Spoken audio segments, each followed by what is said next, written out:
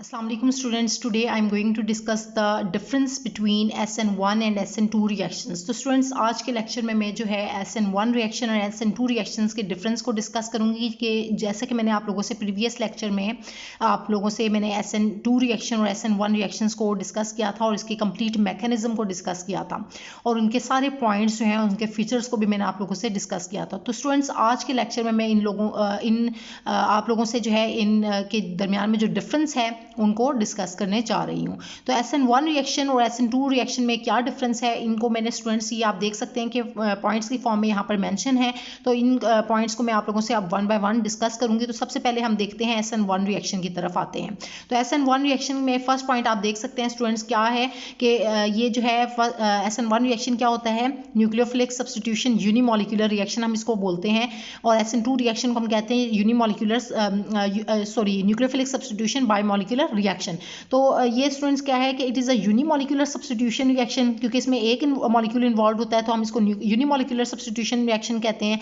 जबकि जो SN2 reaction है ये इसमें दो मॉलिक्यूल्स इन्वॉल्व होते हैं तो हम इसी वजह से इसको क्या कहते हैं, biomolecular substitution reaction. It is a biomolecular substitution reaction. तो ये डिफरेंस इनके दरमियान में मौजूद है कि इसमें एक मॉलिक्यूल इन्वॉल्व होता है और इसमें दो होते हैं, तो ये एक डिफरेंस इनमें आ गया। तो ये आपने इस फर्स्ट पॉइंट की फॉर्म में रिप्रेजेंट कर देना है, ठीक है।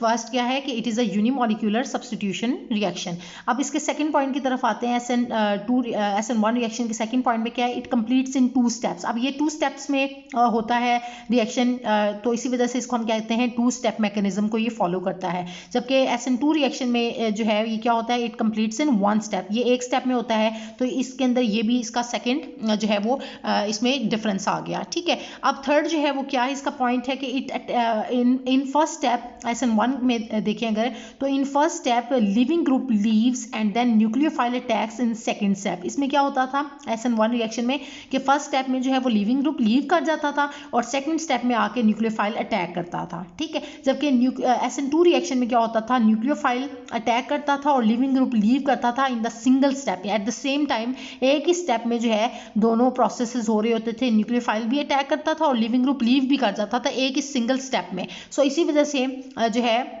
इसको हम क्या कहते हैं, 1 स्टेप मैकेनिज्म कहते थे और इसको हम 2 स्टेप मैकेनिज्म कहते हैं। होप सो कि ये दोनों पॉइंट्स भी आपको क्लियर हो गए हैं स्टूडेंट्स। अब हम आते हैं फोर्थ पॉइंट की तरफ। तो इसमें क्या होता है SN1 रिएक्शन में कि attacking nucleophile comes from 2 directions. इसमें दोनों डायरेक्शंस से आ सकता था, जो न्यूक्लियोफाइल है वो दोनों साइड से अटैक कर सकता था, क्योंकि जो सेकेंड स्टेप होता था तो उसमें जो है वो क्या होता था कि लिविंग ग्रुप मौजूद नहीं होता था, तो न्यूक्लियोफाइल के पास चांस होता था कि वो फ्रंट साइड से भी अटैक कर सकता था और बैक साइड से भी अटैक कर सकता था। तो इसी वजह से ये अटैक करता है फ्रॉम बोथ डायरेक्शंस, दोनों डायरेक्शन से।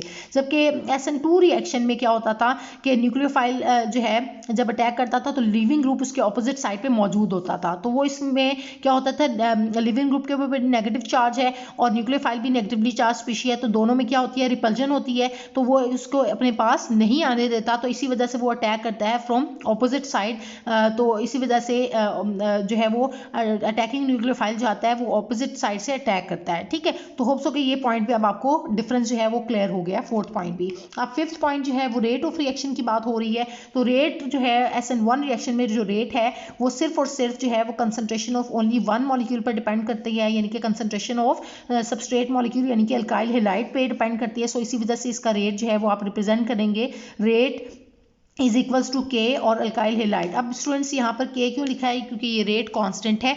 वैसे अगर हम रेट रिप्रेजेंट करते हैं, रेट को डिस्कस करते हैं तो हम लिखते हैं rate is directly proportional to the concentration of alkyl halide, ठीक है। ये आपने इस तरह से लिख देना है, rate is directly proportional to the concentration of alkyl halide. तो अब इसको प्रोपोर्शनल का साइन को हटा के एक इक्वल का साइन और एक कांस्टेंट आता है K, और बाकी आपने as it is alkyl halide mention कर देना और यहाँ पर लिख दिया रेट। अब आपने देखा कि ये जो K कांस्टेंट है इसको हम रेट कांस्टेंट बोलते हैं, इसी वजह से इसको इस तरह से भी रिप्रेजेंट किया जा रहा है, ठीक है।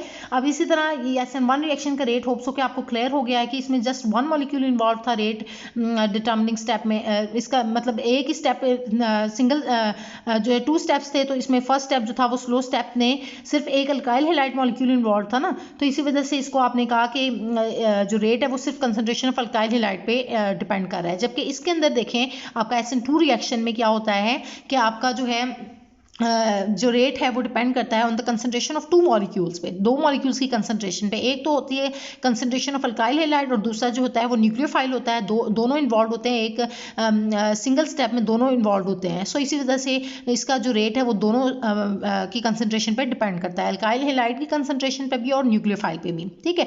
सो इसका रेट जो है इस तरह से रिप्रेजेंट किया गया है। उसके बाद जो है स्टूडेंट 6th नंबर पे हम इसके ऑर्डर को देखते हैं। तो ऑर्डर में अगर हम देखें तो SN1 रिएक्शन जो है वो फर्स्ट ऑर्डर रिएक्शन है, क्योंकि इसमें जस्ट जो है वो ऑर्डर आप देखें तो कंसंट्रेशन ऑफ अल्काइल हैलाइड पर डिपेंड कर रहा है, उसकी कंसंट्रेशन पे। तो ये आपने ब्रैकेट के ऊपर जो है 1 से इसको रिप्रेजेंट कर दिया, तो ये फर्स्ट ऑर्डर रिएक्शन है। जबकि इसके अंदर देखें SN2 रिएक्शन में तो ये सेकंड ऑर्डर रिएक्शन है। इसके अगर ऑर्डर को देखें तो ये सेकंड ऑर्डर है। कैसे? क्योंकि एक कंसंट्रेशन ऑफ अल्काइल हैलाइड और दूसरा कंसंट्रेशन ऑफ न्यूक्लियोफाइल, तो 1 + 1 जो है वो क्या बनाता है? 2 बनाता है। तो इसका ऑर्डर क्या बन जाएगा? 2 बनेगा। So it is second order reaction, ठीक है। और इसके बाद जो है नेक्स्ट जो 7th पॉइंट है वो क्या है? टर्शरी अल्काइल हैलाइड्स जो थे वो जनरली फॉलो करते थे SN1 रिएक्शन को, जबकि आपके प्राइमरी अल्काइल हैलाइड्स जो हैं वो आपके SN2 रिएक्शन को फॉलो करते हैं, वो आपको देते हैं SN2 रिएक्शंस, ठीक है। तो टर्शरी वाले जो है SN1 रिएक्शन देते हैं और प्राइमरी वाले जो हैं वो आपको SN2 रिएक्शंस शो करते हैं। तो अब आपके पास जो है वो सेकेंडरी वाले क्या करते हैं? सेकेंडरी वाले दोनों शो करते हैं, SN1 रिएक्शन भी as well as SN2 reactions भी वो आपको देते हैं, ठीक है। और इसके बाद 8th पॉइंट जो है वो क्या है कि कौन से सॉल्वेंट्स में होता है? तो SN1 रिएक्शन जो है वो ये पोलर सॉल्वेंट्स में देते हैं, ठीक है। SN1 रिएक्शन पोलर सॉल्वेंट्स में होते हैं और जो आपके पास SN2 रिएक्शंस हैं वो आपके अकर होते हैं नॉन पोलर सॉल्वेंट्स में। तो होप्स हो कि ये स्टूडेंट्स जो मैंने आज आपसे मेन डिफरेंसेस आप लोगों से जो डिस्कस किए हैं आज के लेक्चर में, SN1 रिएक्शन और SN2 रिएक्शन से रिलेटेड जो मेन डिफरेंसेस हैं, ये 8 पॉइंट्स में मैंने आप लोगों से जो डिस्कस किए हैं। होप्स हो कि ये सब पॉइंट्स आपको क्लियर हो गए हैं। अगर स्टूडेंट्स यहाँ पर इस लेक्चर में आपको कहीं भी किसी भी पॉइंट में कोई डिफ़िकल्टी है तो वो आप मुझसे कमेंट्स में पूछ सकते हैं, या आप मज़ीद इन स्टेप्स की, ये जितने भी स्टेप्स मैंने आप लोगों से डिस्कस किए हैं इनको डिटेल में पढ़ना चाहते हैं तो ये आप मेरा प्रीवियस लेक्चर्स जो हैं SN1 रिएक्शंस पे, SN1 रिएक्शन पे और इसी तरह जो है SN2 रिएक्शन पे कंप्लीट जो मैंने इस टॉपिक को मैकेनिज्म के साथ उनके जो फीचर्स को आप लोगों से डिस्कस किया हुआ है, ये फिर आप जो है उस लेक्चर में जाके ये अटेंड कर सकते हैं। तो अगर स्टिल फिर भी अगर आपका कोई भी पॉइंट इस लेक्चर से रिलेटेड कोई कहीं पर आपको कन्फ्यूजन है तो वो आप मुझे जो है वो कमेंट में पूछ सकते हैं। Thank you so much students.